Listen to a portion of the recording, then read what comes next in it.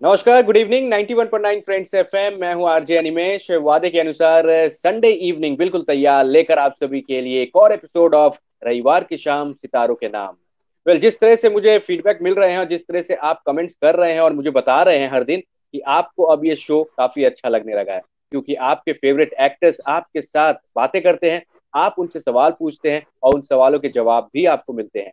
Main motive इस show का वही है कि पॉजिटिविटी हो चारों ओर, से यस टू पॉजिटिविटी, क्योंकि अभी इसकी बहुत ज्यादा जरूरत है। फिर बहुत ही पॉजिटिव हैं आज के हमारे गेस्ट। उनसे जब जब मैं बातें करता हूँ ना, काफी अच्छा लगता है। दिल के राजा हैं और दिल से बातें करते हैं, और काफी अच्छा लगता है जब जब उनके साथ मेरी बातें होती है।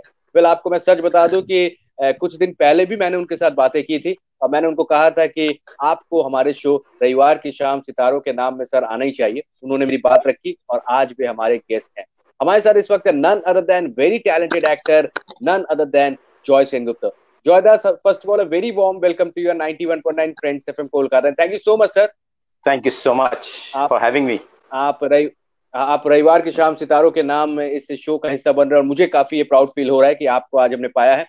জয়দা, जैसे कि मैं জি थोड़ी জি देर पहले आपको অফ এর बता रहा था कि আজকে আমি কোনো প্রশ্ন আপনার জন্য বেশি কিছু রেডি করিনি। আমি সবসময় রেডি করে, আমি খুব হোমওয়ার্ক করে আমি इंटरव्यू করি। किंतु सर आज मैंने कोई सवाल ज्यादा तैयार नहीं किया, क्योंकि मैं बहुत मेरी जो कॉन्फिडेंस है लेवल वो बढ़ जाती है जब मैं आपसे बातें करता हूँ, क्योंकि मैं दिल से आपके साथ मुझे लगता है कि आप बिल्कुल मेरे सवालों पे नाराज नहीं होंगे, और आप नहीं इस नहीं नहीं शो को नहीं हिट तो बना ही ना, दोगे, मुझे पता है। तो जॉयदा, सवाल थैंक जवाब यू सो करना मच सर। बहुत अहम है। Thank you. बिल्कुल बिल्कुल बिल्कुल। कह क्या लो, बात है, नाराजगी की तो थैंक यू कोई सो मच। कोई गुंजाइश ही नहीं है। सवाल जवाब से जिंदगी चलती है, नाराजगी की कोई गुंजाइश नहीं क्या बात है, क्या बात है, क्या बात है। तो सर, जैसे कि मैंने आपको कहा कि शुरुआत जो है हम थोड़ा सा बचपन से ही शुरू करेंगे। जॉयदा के बारे में हम सब है। जी जानते जी, हैं, जब इनका करियर शुरू हुआ और लेकर क्लास ऑफ 83 के लिए मैं बधाई देना चाहूंगा सर। आपके रोल को बहुत पसंद किया गया है। शुक्रिया कंग्रेचुलेशन सर, शुक्रिया। बहुत अच्छी मूवी रही है, लोगों को बहुत पसंद आया है। उसके बारे में बातें करेंगे, लेकिन जी जी उससे जी पहले हमारे जॉयदा जी बचपन की अगर कुछ बातें हमारे साथ शेयर करें सर। शुरुआत हुई थी कोलकाता में, जन्म हुआ, फिर दिल्ली, जी बहुत जी जगह जी आपने की, नेपाल तक गए। जी। जी मैं कलकत्ता में पैदा हुआ। मैं बहुत ही आम, बहुत ही शर्मीला और बहुत ही इंट्रोवर्टेड लड़का हुआ करता था। मतलब सोशली बिल्कुल भी एक्टिव नहीं था। मैं एक तरह से किताबी कीड़ा था। पढ़ाई का कीड़ा नहीं था, किताबी कीड़ा। कहानियों की किताब में डूबा रहता था, और कहानियों की किताब से जो कहानियां निकलती थी वो मेरी जिंदगी बन जाती थी। मैं उन कहानियों में घुस जाता था और उनके पात्र बन जाता था। मैं खुद ही खुद के साथ खेलता था बचपन में। मुझे अपने सोशल पहचान से बड़ी जिसे कहती हैं परहेज था। मैं बहुत शर्माता था, बहुत ही शाई था। अच्छा। तो स्कूल में भी अगर असेंबली में मेरा नाम ले लिया गया तो मैं घबराता था कि लोग मुझे देखेंगे, मेरी तरफ नजर पहुंच जाएगी, मुझ पे लाइमलाइट आ जाएगा, और वो मुझे कतई कुछ बोलना पसंद नहीं होगा, था। कुछ बोलना होगा फिर। हाँ, मैं नहीं नहीं, मैं छुपे रहना पसंद करता था। मैं चाहता था कि मेरी ओके। जो शख्सियत है वो मेरे अंदर ही रहे, वो किसी को नजर ना आए। तो ये एक टाइप का पर्सनैलिटी रहता है जो बचपन में मेरे पास था। फिर एक दिन जब मैं अपर केजी में था या क्लास वन में था, मुझे एक नेटिविटी प्ले, क्योंकि मैं कॉन्वेंट स्कूल में था, तो वो क्रिसमस के दौरान जो नाटक होते हैं नेटिविटी प्ले जीसस क्राइस्ट के ऊपर, उसमें लिया गया। और मुझे अभी भी याद है कि जब उसमें मैं काम कर रहा था, रिहर्सल कर रहा था, तो मैं बड़ा उभर के आ रहा था। कहीं मेरी पर्सनैलिटी उभर के आ रही थी। मैं बड़ा कंफर्टेबल फील कर रहा था एक रिहर्सल के स्पेस में, एक पात्र को करते हुए। ये खैर उस समय तो मैं एनालाइज नहीं कर पाया, मैं बहुत छोटा था। लेकिन मैं इतना जरूर था कि मुझे बड़ा आनंद आया वो प्ले करते हुए, जब मैं महज 5 साल का था। कंबल पहन के, दाढ़ी लगा के मैं जिहोवा बन के आया स्टेज पे। और स्टेज पे क्या किया वो भूल जाइए। उस समय स्टेज में मैंने बड़ा ही रायता फैलाया, क्योंकि मेरी माँ बैठी हुई थी सामने। उनको देखकर मैं जीभ निकाल के खड़ा हो गया, करके खड़ा हो गया। माँ से मैं शर्मा गया। लेकिन रिहर्सल में बहुत मजा आया। उसके बाद मुझे अगला मौका मिला मेरे ख्याल से क्लास 4 में। तब भी बहुत मजा आया। और मैं धीरे धीरे ये समझने लगा था कि मैं आम जिंदगी में जितना आम हूं, मैं स्टेज पे या रिहर्सल स्पेस में उतना ही खास हो जाता हूं। मैं आम वाह वाह। जिंदगी में जितना छुपना चाहता हूं, स्टेज पे या किसी कहानी के अंदर जब घुसता हूं तो मैं जीवित हो जाता हूं। मेरी पर्सनैलिटी कहीं उभर के निकलती है। तो मैं बहुत बचपन में ही मुझे ये ज्ञात हो गया कि कहीं ना कहीं मेरा जुड़ाव क्रिएटिविटी, इमेजिनेशन से है। और मेरी आइडेंटिटी या मेरी शख्सियत जो है वो तभी ज्यादा कंफर्टेबल फील करती है अपने आप में, अपने आप को महसूस करती है जब उसके इर्द गिर्द क्रिएटिविटी, इमेजिनेशन, आर्ट, एस्थेटिक्स जैसी चीजें हों। तो ये सिलसिला चलता गया, बढ़ता गया। स्कूल के फाइनल 2 सालों में मैं नाटकों में लीड रोल करता था। बहुत मुझे प्रशंसा मिलती थी। मेरे टीचर्स ने आके, खुद टीचर्स ने मुझसे कहा कि भाई इस बात का ध्यान रखना कि तुम्हारे अंदर एक खास एलिमेंट है, टैलेंट है, उसको नेग्लेक्ट मत करो। माँ बाप चाहे कुछ भी कहे, इसको फॉलो करो। ये टीचर्स अक्सर नहीं कहते। टीचर्स आपको कहते हैं पढ़ाई करो, इंजीनियर बनो, डॉक्टर बनो। हाँ हाँ, लेकिन मुझे अभी भी याद है, मेरे टीचर थे इंग्लिश के, मिस्टर दत्ता, उन्होंने कहा था, Joy don't forget, you please follow this up as seriously as you can.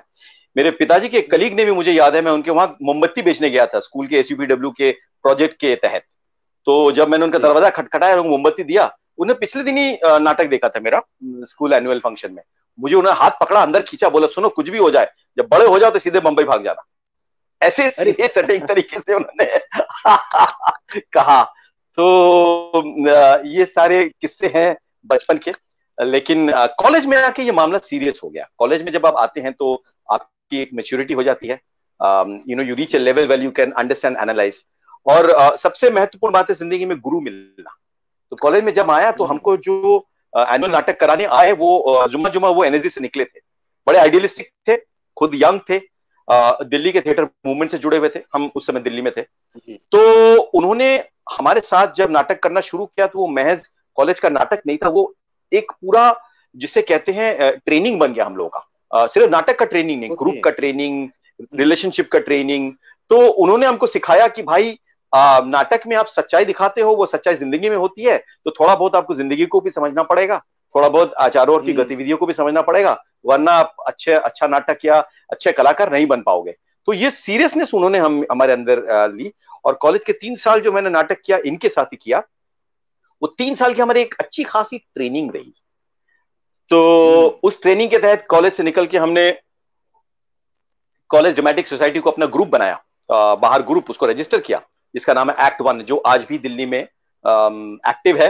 Act 1 में एक एक करके बहुत अच्छे अच्छे एक्टर्स जुड़े, मनोज वाजपेयी जुड़े, पीयूष मिश्रा,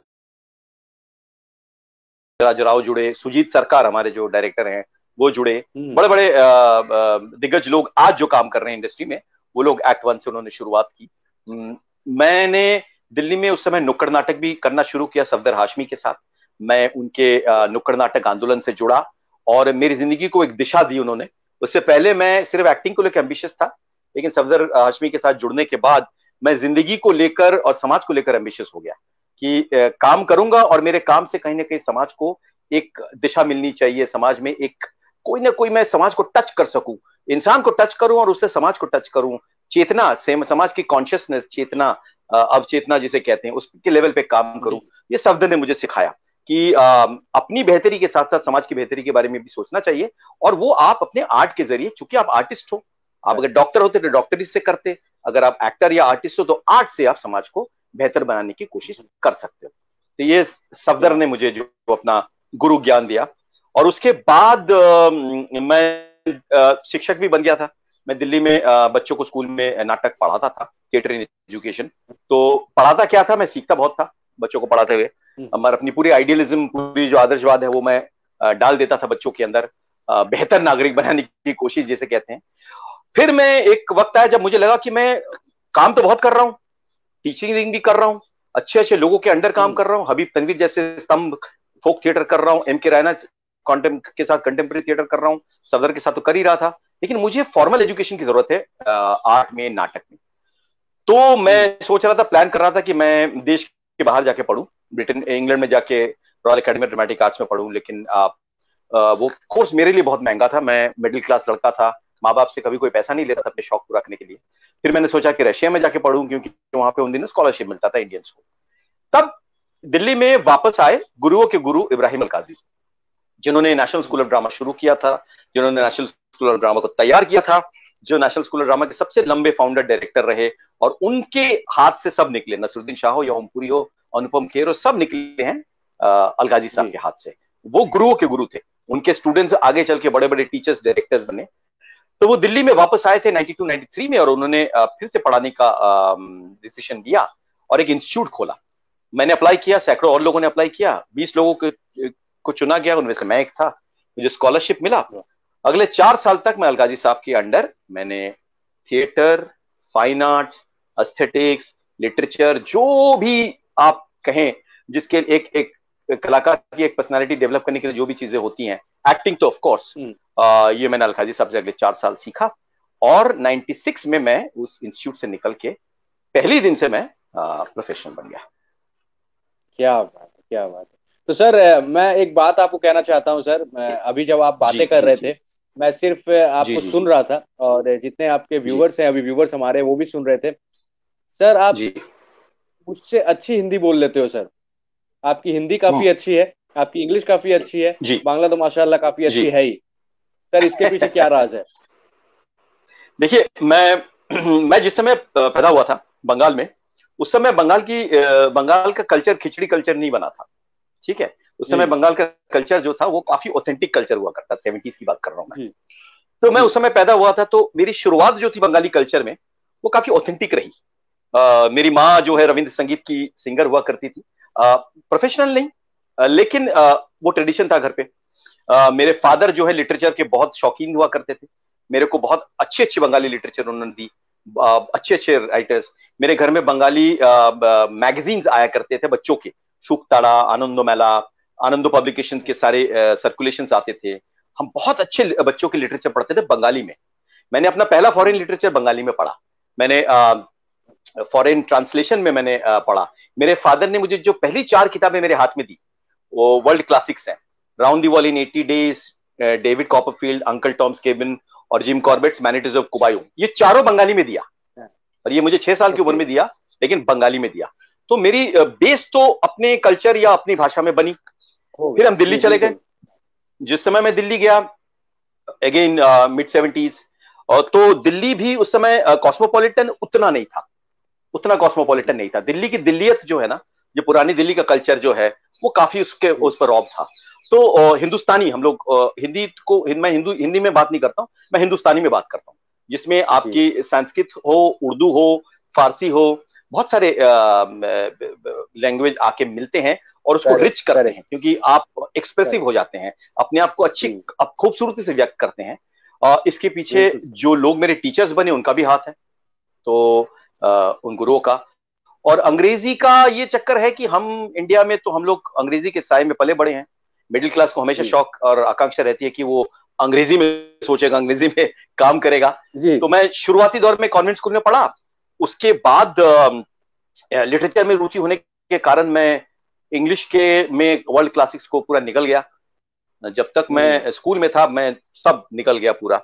तो कहीं वो लिटरेचर जो है काम करती है आपके अंदर। Charles Dickens, Ernest Hemingway, Thomas Hardy घुस जाते हैं, बस जाते हैं, along with Sunil Gangopadhyay, Ashapurna Devi and everyone else.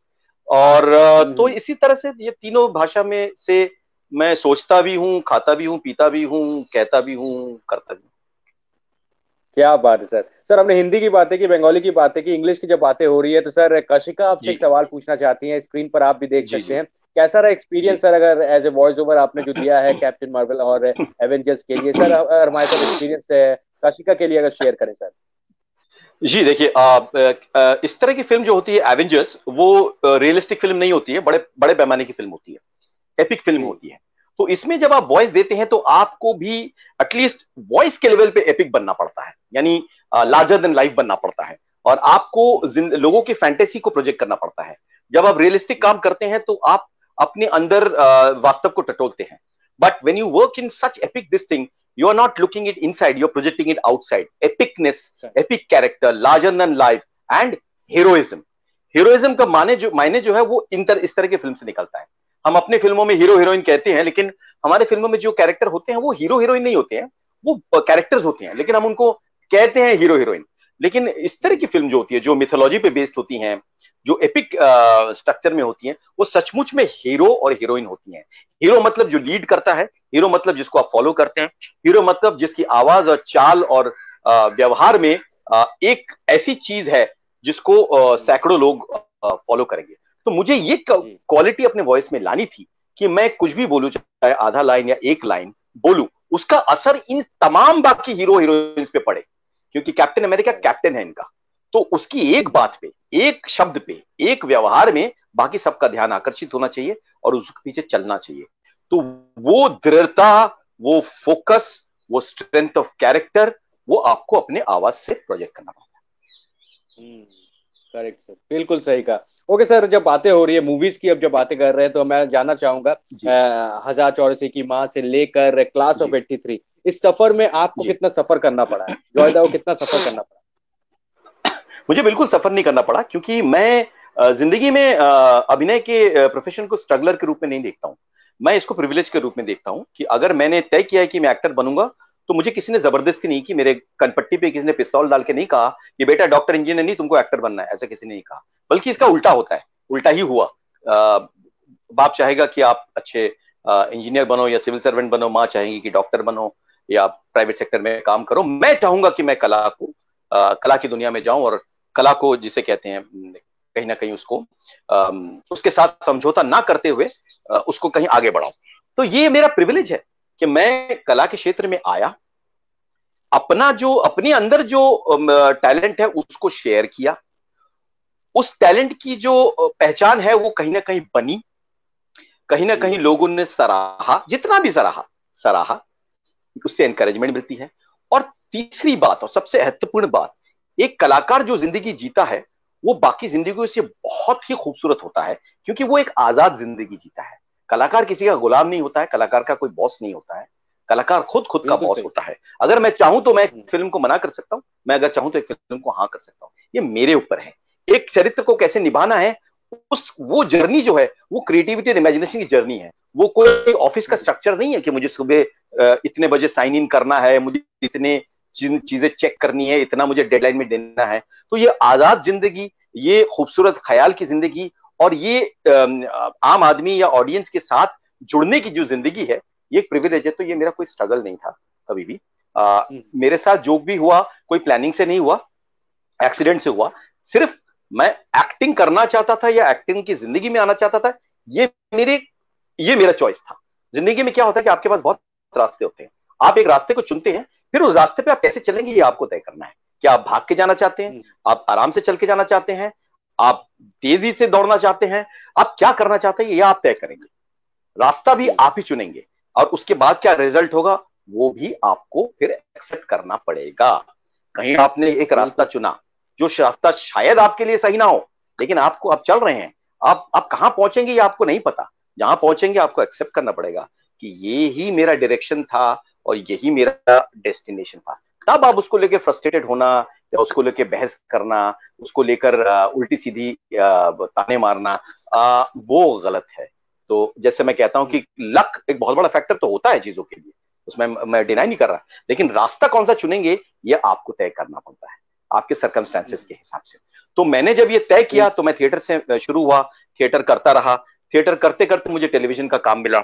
मुझे याद है जब मैं ड्रामा स्कूल में पढ़ाई कर रहा था तो मेरे एक टीचर थे, बहुत बड़े एक्टर, मनोहर सिंह, जो national school of drama repertory के चीफ भी रह चुके हैं, कमाल के एक्टर थे, सिनेमा में भी बहुत काम किया है। वो एक टेलीफिल्म बना रहे थे, उन्होंने उसमें मुझे एक मौका दिया, बड़े बड़े एक्टर्स के साथ मैंने काम किया पैरेलल सिनेमा के। वो मेरा पहला मौका था कैमरा में सामने आने का।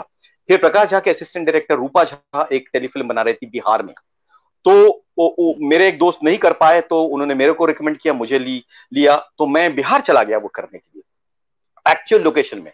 और मैंने उसको करते वक्त, टेलीफिल्म था लेकिन मैंने अपने जो जो मैंने कोर्स में सीखा था, रियलिज्म, रियलिस्टिक एक्टिंग, उस सबको उसमें अप्लाई किया। वो मेरे लिए एक एक्सपेरिमेंट था। वहां से वापस आया तो मुझे एक शो एंकर करने के लिए ऑफर आया। सिद्धार्थ बासु की हिंदी क्विज एंकर करवाना चाहते थे मुझसे। मैंने कहा भाई, सिद्धार्थ बासु से मैंने कहा कि मैं तो क्विज मास्टर नहीं हूं। वो कहे कि मैं भी क्विज मास्टर नहीं था बेटा, लेकिन सीख जाओगे तुम, करो, ये तुम्हारे लिए अच्छा रहेगा प्रोफेशनली। तो मैंने इसको एक परफॉर्मेंस के तौर पे लिया। मैं कूद पड़ा और मैंने एक तरह से परफॉर्म किया, ये जी के लिए किया था मैंने 96 97 में। फिर मुझे एक सोनी टीवी के लिए विजयिंग करने का मौका मिला, मेरे मैसेज मेरे गीत, तो वो काफी पॉपुलर शो था। तो मैं कमाने लग गया था। तो थिएटर कर रहा था अपने आनंद सेटिस्फैक्शन के लिए, टेलीविजन कर रहा था जिसमें अच्छी कमाई भी हो रही थी, और मैं कहीं ना कहीं अपने ग्रामर स्ट्रॉन्ग कर रहा था दूसरे मीडियम में। और ऐसे में बॉम्बे जाना पड़ा क्योंकि मैं क्रिकेट क्विज होस्ट कर रहा था, क्वेश्चन ऑफ क्रिकेट। क्रिकेटर्स अक्सर बॉम्बे में होते थे तो मुझे बॉम्बे जाना पड़ता था। वहां पे मेरी कलीग किट्टू गिदवानी, जिनके साथ मैंने एक सीरियल किया था, उन्होंने मुझे कहा मेरे साथ एक नाटक करो। मैंने वो नाटक करना शुरू किया। वो नाटक देखने के लिए गोविंद निलानी आए थे। वो उस समय एक सेंट्रल कैरेक्टर के लिए एक एक्टर ढूंढ रहे थे। वो जिनको चाहते थे उनके पास डेट नहीं था, तो उन्होंने कहा मैं फिर नए एक्टर के साथ करूंगा। उन्होंने मुझे देखा तो उन्होंने पसंद किया, मुझे फोन किया। मैं चंडीगढ़ में वर्कशॉप ले रहा था उन दिनों। मैं वापस आया, ऑडिशन दिया और 1084 की माँ में काम किया। फिर मेरी फिल्म की जिंदगी शुरू हो गई। यानी थिएटर चल रहा था, उससे टेलीविजन आया, फिर सिनेमा की जिंदगी शुरू हुई। और सिनेमा टेलीविजन थिएटर में साथ साथ करता रहा। टिपिकल आर्टिस्ट की तरह थिएटर कर रहा था, मिडिल क्लास इंसान की तरह टेलीविजन कर रहा था, मंथली इनकम पा रहा था और अच्छी टेलीविजन। उन दिनों जब हम टेलीविजन करते थे तो टेलीविजन की दुनिया में अनुराग बासु, अनुराग कश्यप, इम्तियाज अली, क्या कहते हैं, ये सब टेलीविजन के डायरेक्टर्स हुआ करते थे। डायरेक्टर का दबदबा होता था टेलीविजन में उन दिनों, प्रोड्यूसर या चैनल्स का नहीं। तो अच्छा काम होता था, वीकली सीरियल और टेलीफिल्म्स होते थे। और मैं सिनेमा कर रहा था, लेकिन चुन चुन के, क्योंकि सच बताऊं तो सिनेमा में मेरे उस तरह के एम्बिशन नहीं था मेरे पास कि मैं शाहरुख खान बनना चाहता हूं या सलमान खान या अक्षय कुमार बनना चाहता हूं। मैं बहुत प्रैक्टिकल था। मैं अपने पर्सनैलिटी को देखता था, जानता था, लोगों के रिएक्शन से भी मैं समझता था कि मैं जो हूं कैरेक्टर को आउटलाइन कर सकता हूं। मैं एक थिंकिंग एक्टर हूं। मेरा स्पेस थिंकिंग एक्टिंग का, थिंकिंग सिनेमा का स्पेस है। उस स्पेस पे अगर मैं फोकस करूं तो शायद मैं कंट्रीब्यूट कर पाऊंगा। अगर मैं एक हीरो बनने के सपने देखूंगा और उसके पीछे भागूंगा तो बहुत सारे साल निकल जाएंगे पापड़ बेलते बेलते, और हो सकता है कि लोग मुझे अक्षय कुमार की तरह एक्सेप्ट भी नहीं करेंगे, शाहरुख खान की तरह एक्सेप्ट भी नहीं करेंगे। तो उसका कोई फायदा, मेरा कंट्रीब्यूशन कुछ नहीं होगा। तो ये जब मैं समझ गया तो मैंने अपने आप को उस स्पेस में रखा। फिर जब टेलीविजन का दौर बदल गया, 2002-3 में डेली सोप्स शुरू हो गए, सास बहू सीरियल शुरू हो गए, रोना धोना शुरू हो गया। तो मेरे जैसे एक्टर्स के लिए वो काम थोड़ा सा प्रॉब्लम हो गया, क्योंकि वहां पे एक्टिंग से ज्यादा एक फिल्मी इमेज की जरूरत थी। वो सिनेमा धीरे धीरे टेलीविजन का रूप लेने लगा, मतलब कंटेंट अच्छा हो गया, डायरेक्टर निर्भरशील हो गया, और टेलीविजन जो है वो फिल्मी बन गया। वो कुछ पल्लू उड़ाओ, आंसू बहाओ, पीछे गाना बजेगा, ये सब चीजें होने लगी। तो मैंने टेलीविजन को त्याग दिया, एकदम पीक पे मैंने टेलीविजन को त्याग दिया। लेकिन जब मैंने टेलीविजन को त्याग दिया, जैसे कहते हैं ना, एक दरवाजा बंद होता है तो खिड़कियां खुलती हैं, खिड़की बंद होता है दरवाजा खुलता है। तो बंगाली सिनेमा का दरवाजा खुल गया अचानक, और मैंने पाताल घर करके फिल्म की 2002-3 में। तो वो, और मेरी खुशकिस्मती है कि मैंने अपनी शुरुआत बंगाली सिनेमा की शुरुआत भी ऐसी फिल्म से की जो एक लैंडमार्क फिल्म बन गई, एक यार्डस्टिक बन गई। लोग उस फिल्म के क्राफ्ट और आर्ट को फॉलो करते हैं और कहते हैं ऐसी फिल्म कभी बना पाऊंगा तो मजा आएगा। तो मेरी बंगाली फिल्म में जर्नी वहां से शुरू हुई। मुझे बाहर से काम मिलने लगा, मैं थिएटर करने बाहर जाने लगा। मैं यूएस, यूके, ऑस्ट्रेलिया वगैरह वगैरह शोज करने जाने लगा। वहां से मुझे अपॉर्चुनिटीज भी आते थे, एजेंट्स भी मिलते थे। वहां के न्यूज़पेपर में मुझे रिव्यू करने लगे। मैं बीबीसी के साथ चैनल 4 के लिए काम करने लगा। फला ढिमका ऐसे करते करते आज नए दौर में आया हूं, जब वेब का दौर आया है तो अब मैं वेब में भी घुस गया हूं। तो जो मैं कहता रहता हूं कि ये कोई बनी बनाई प्लान की हुई वो नहीं है, ये एक जर्नी है। थिएटर है, सिनेमा है, टेलीविजन है, वेब है, वॉइस ओवर है, टीचिंग है, ट्रेनिंग है, एक्टिविज्म है, इंटरेक्शन है, दोस्ती है, साझापन है, सब कुछ मिला के एक अच्छी बसी जिंदगी है बस, और क्या। बिल्कुल सर, बिल्कुल सर। आप स्क्रीन पे देख सकते हैं, ऑनिंदो कह रहे हैं बिलेटेड हैप्पी टीचर्स डे आपको कह रहे हैं। और आज के जो इंटरव्यू है, मुझे लगता है कि जो बडिंग एक्टर्स हैं, जो एक्टिंग करना चाहते हैं या फिल्मों के साथ जुड़ना चाहते हैं, थिएटर के साथ जुड़ना चाहते हैं, उनको बहुत सारी इन्फॉर्मेशन जो है आज मिल रही है। सर मैं जानना चाहूंगा जोयदा, आपसे एक सवाल जानना चाहूंगा। मूवीज की अगर हम बातें करें, मूवीज के जब स्क्रिप्ट आपको दिखाए जाते हैं, सुनाए जाते हैं, बोले जाते हैं कि आप इस मूवी में काम, क्या क्या चीजों पे आप ध्यान देते हैं? क्या क्या इंपॉर्टेंट है? बड़ा प्रोडक्शन हाउस जरूरी है या फिर हीरो हीरोइन बड़े बड़े जरूरी है? तो आपको क्या लगता है कि एक मूवी को हिट करने के लिए क्या चीज जरूरी है सबसे ज्यादा? आप क्या देखते हैं? आज तक कोई तय नहीं कर पाया कि कौन सी फिल्म हिट होगी। लोगों ने फॉर्मूला फॉलो किया, फॉर्मूला बहुत फॉलो किए गए। क्या होता है कि एक पर्टिकुलर दौर में एक पर्टिकुलर फिल्म आती है, हिट हो जाती है, तो 10 लोग उसी तरह की फिल्म बनाते हैं। उनमें से 2 और हिट होती है तो और 10 लोग बनाते हैं। तो हम इसको फॉर्मूला कहते हैं। फिर एक वक्त आता है बहुत जल्दी, जब वो थीम चलता नहीं है, वो इमेज चलता नहीं है, तो वो दौर बदल जाता है और नया दौर आता है। राजेश खन्ना का एक ट्रेजिक रोमांटिक दौर था। फिर अमिताभ बच्चन का एंग्री यंग मैन दौर आया। फिर अनिल कपूर मिथुन चक्रवर्ती का एक मवाली वाला दौर आया। उसके बाद अचानक आमिर खान सलमान खान शाहरुख का रोमांटिक दौर आया। फिर अजय देवगन अक्षय का एक एक्शन वाला दौर आया। फिर आप देखेंगे कि कंटेंट वाला दौर 2003 लगान से, दिल चाहता है ऐसे आया, है ना। और उसके बाद 2008 से बहुत सारे दौर आने लगे। तो इसीलिए मैं बार बार कहता हूं कि फॉर्मूला जो है, फॉर्मूला काम नहीं करता है। फॉर्मूला एक हद तक काम करता है। फिल्म की ओरिजिनलिटी बहुत जरूरी है। आप शोले एक फिल्म।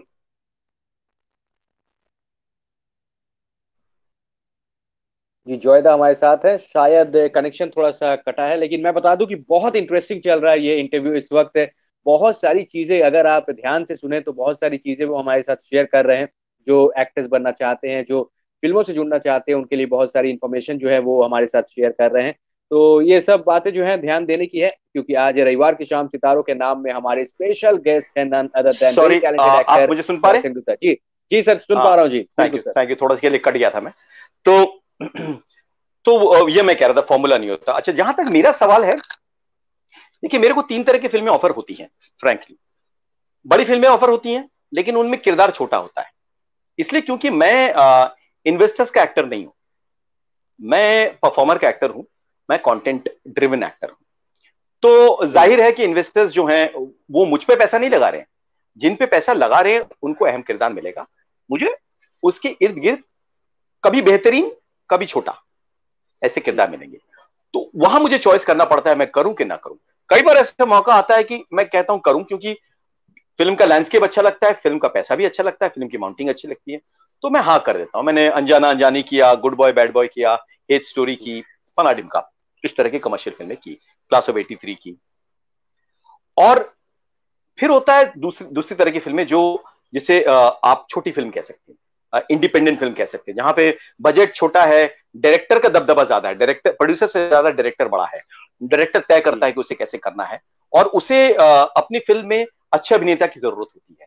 वो उसमें की फिल्म में स्टार नहीं, बल्कि आंसम्बल, मतलब ग्रुप एक्टर्स चाहिए होते हैं। हर किरदार इंपॉर्टेंट होता है, 2 सीन हो, 3 सीन हो, और वो पूरी तरह से उभर के आता है। एडिट में कटने का सवाल उतना नहीं होता है। तो इस तरह की फिल्म ऑब्वियसली मुझे अट्रैक्ट करती हैं। और तीसरी जो फिल्म है, वो जिसे मैं सीरियस फिल्म या आर्ट फिल्म कहूंगा, जो डायरेक्टर ड्रिवन ही है, जहां आप डायरेक्टर के नाम से ही खुश हो जाते हैं। कि जैसे कि एक जमाना था कि सतीश रे अगर किसी को फोन करे, विश्व में कोई भी हो, वो फट से खड़ा हो जाएगा, रोल भी नहीं पूछेगा, फिल्म क्या बना रहे वो भी नहीं पूछेगा, बोलेगा जी मैं हूं आपके साथ, है ना। तो ये एक तीसरे किस्म की फिल्म है, जहां पे डायरेक्टर बहुत अहम होता है, और आप उस डायरेक्टर के विजन के साथ जुड़ना चाहते हैं, इसलिए आप तुरंत तैयार हो जाते हैं, आप रोल या स्क्रिप्ट नहीं पूछते। तो ये तीन तरीका हुआ। एक, डायरेक्टर के साथ काम करने की आपकी इच्छा, क्योंकि उस डायरेक्टर के साथ काम करके आप सिनेमा इतिहास में उतर जाएंगे, आप सिनेमा इतिहास का हिस्सा बन जाएंगे।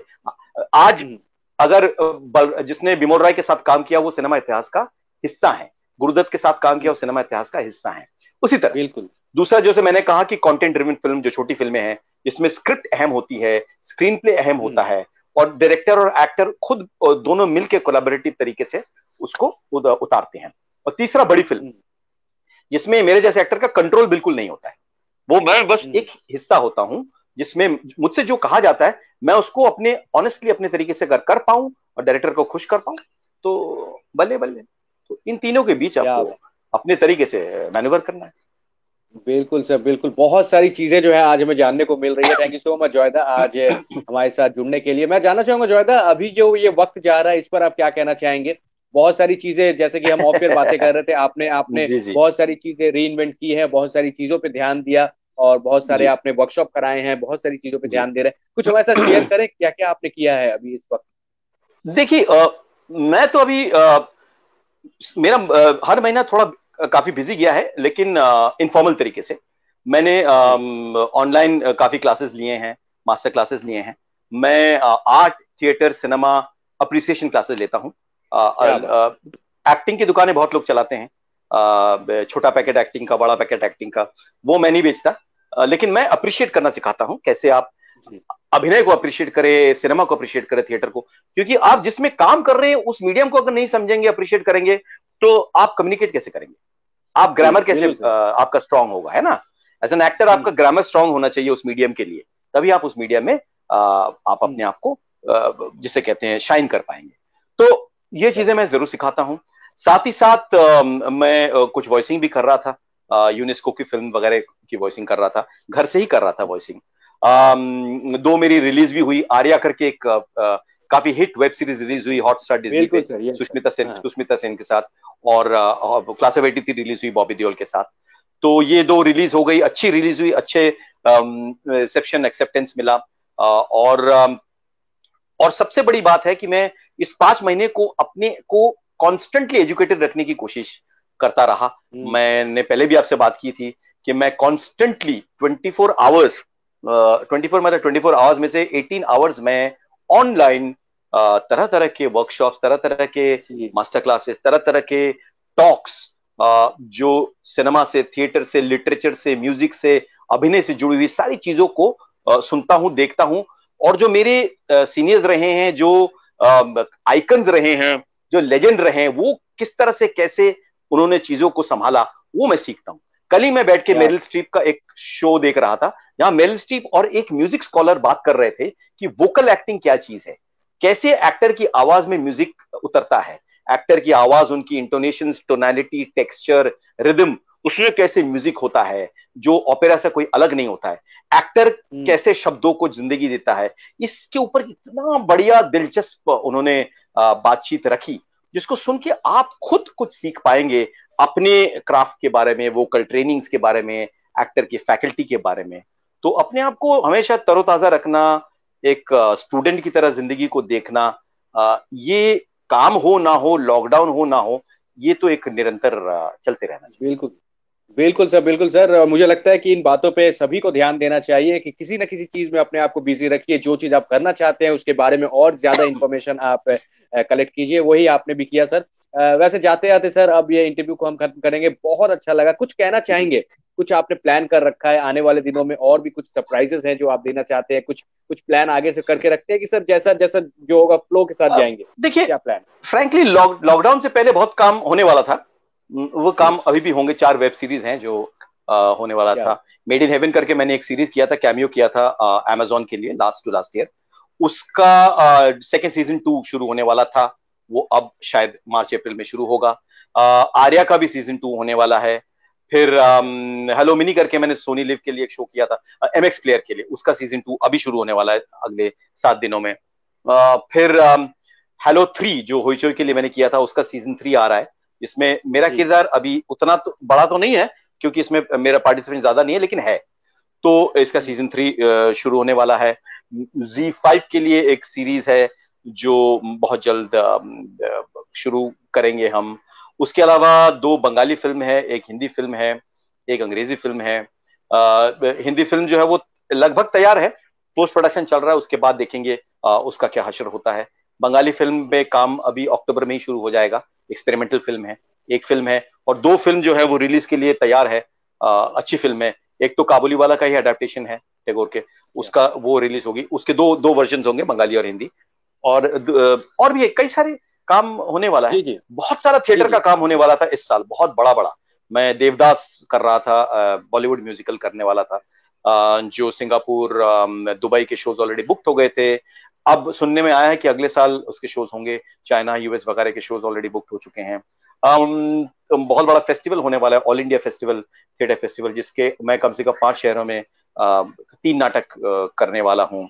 तो अगर सब कुछ ठीक गया, वैक्सीन वक्त पे आ गया, तो 2021 जो है वो एक रोचक और जिसे कहते हैं कि काफी रिच होगा। बिल्कुल सर, बिल्कुल सर। हम सब चाहेंगे कि जल्दी जल्दी सब कुछ नॉर्मल हो और सब धीरे धीरे करके सब कुछ नॉर्मल वे में हो और आपको हम और भी किरदार में देखें। लेकिन सर, ये शूटिंग जो शुरू हुई है जॉयदा एक्ट टू बॉलो, ये शूटिंग में कहा जा रहा है कि जो भी शूटिंग करने जा रहा हो वो बड़ी मेहनत हो जा रही है। एक शूट करते हैं, एक सीन के बाद फिर से सैनिटाइज करना पड़ता है, हाथ धोने पड़ते हैं, बहुत सारी प्रॉब्लम हो रही है। सबका कहना, बहुत सारे एक्टर्स के साथ मेरी बातें, उनका ये कहना है। आपका क्या टेक है सर इसके बारे में? देखिए, जैसे जैसे वातावरण बदलता है, वास्तव बदलता है, आपको भी बदलना पड़ेगा, एहतियात बरतना पड़ेगा। आज आगे चल के जब हॉल्स शुरू होंगे, तो मेरे ख्याल से शुरुआत दौर में हॉल्स में भी बैठने का तरीका बदल जाएगा। यूएस वगैरह में जो हॉल शुरू, हाँ, यूएस वगैरह में हॉल शुरू हो गए हैं, सिनेमा हॉल खोल दिए गए हैं, लेकिन 50% कैपेसिटी के लिए खोले गए हैं। वहां पे डिस्टेंसिंग की गई है, और ये एक नई जरूरत है। आप इससे आपको समझौता करना पड़ेगा। जब तक इसका सोल्यूशन पूरी तरह से ना आ जाए, इंसान को इस बारे में ट्रेनिंग लेनी होगी। हमारे बॉम्बे में जहां तक सब सब एक्टर्स से लेके सभी का कोविड इंश्योरेंस किया जा रहा है शो से पहले। Okay. सबका मैक्सिमम कोविड टेस्ट किया जा रहा है, कोई छोटा मोटा टेस्ट नहीं, सबसे बड़ा जो टेस्ट होता है सबका टेस्ट किया जा रहा है। अक्सर सब लोगों को एक जगह पे इकट्ठा रखा जा रहा है, शूटिंग से पहले क्वारंटीन किया जा रहा है। जैसे मैं जो शूट करने वाला हूं उससे पहले एक होटल में क्वारंटीन रहूंगा मैं 2 दिन बाकी पात्रों के साथ, फिर वो हम शूट करेंगे। तो ये सारी चीजों को मद्देनजर रखते हुए करना पड़ेगा, क्योंकि कंटेंट तो पहुंचाना है दर्शक तक। दर्शक ऐसे मौके में अगर दर्शक को कोई चीज लुभाती है या भाती है, वो है आर्ट। आर्ट और एंटरटेनमेंट अगर नहीं होगा जिंदगी में तो अभी कुछ नहीं होने वाला है। जिंदगी सूनी है, बिल्कुल सूनी है, निराशा है चारों तरफ, कंफ्यूजन है। तो बस आर्ट एंड एंटरटेनमेंट ही है। तो हम आर्टिस्ट हैं, एंटरटेनर्स हैं, हमें अगर काम करना है तो ये सारी चीजों को मद्देनजर रखते हुए करना पड़ेगा। बिल्कुल सही बात है। थैंक यू सो मच जोयदा हमारे साथ बातें करने के लिए। बहुत अच्छा लगा आपके साथ बातें करके। इससे अच्छा सेशन जो है संडे के दिन हो नहीं सकता है। दारुल लागलो, thank you so much sir. बहुत जल्द आपके साथ एक बार फिर से मुलाकात होगी, एक और शाम होगी और आपके साथ बैठकर एक बार फिर से हम बातें करेंगे। थैंक यू सो मच जोयदा, all the best and you are the best sir. Thank you so much. Thank you, tata, bye bye. Thank you so much sir, thank you so much. बिल्कुल live थे हमारे साथ none other than Joy Sengupta, जिनके साथ हमारी बिल्कुल live बातें हो रही थी। कितनी सारी बातें उन्होंने की, कितनी प्यारी बातें की, कितने सारे इन्फॉर्मेशन हमारे साथ उन्होंने जाते जाते शेयर कर दिया। रविवार की शाम सितारों के नाम में आज थे जॉयदा। अब देखिए नेक्स्ट वीक आपके लिए और भी सरप्राइजेस बिल्कुल तैयार है, तो हमारे साथ बने रहिए, देखते रहिए 91.9 फ्रेंड्स एफएम के फेसबुक पेज के साथ जुड़े रहिए। और भी इन्फॉर्मेशन आपको मिलते रहेंगी और सुनने के लिए तो फ्रेंड्स एफएम है ही। जब चलाओगे 24 आवर आपके लिए लाइव गाने सुनेंगे और आपके लिए हमारे आरजेस भी बिल्कुल तैयार रहेंगे ऑन एयर, साथ ही साथ फ्रेंड्स एफएम के फेसबुक पेज पर। आज के लिए बस इतना ही। Take care and good night.